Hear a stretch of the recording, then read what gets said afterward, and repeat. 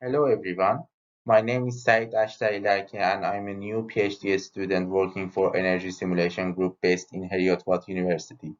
I'm working under supervision of Professor Scott, Professor Sorby, and Professor McCoy on the impact of viscous fingering on CO2 storage. Whenever a low viscosity fluid injected to displace much higher viscous fluid in porous media, viscous fingering shows itself in the sand.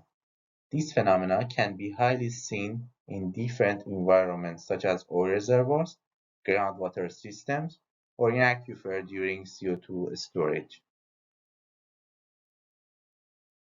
This unstable displacement can actually affect different parameters in aquifer during CO2 storage, such as rate of CO2 dissolution in water, average pressure of aquifer, or gas saturation profile across the system.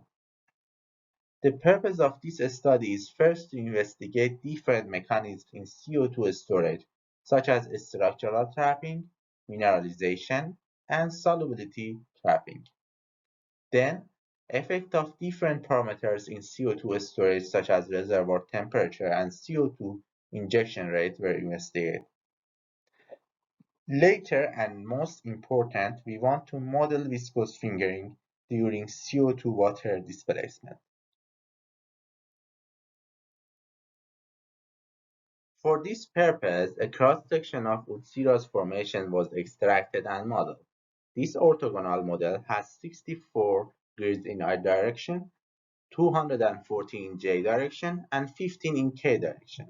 The porosity range is between 0.3 to 0.34. We assume constant permeability in the first step at approximately 1000 millidarcy.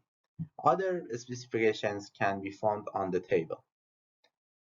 One injection well with 15 years of injection at rate of 2 billion cubic meter per day is added to this model, and the effect were observed for 350 years.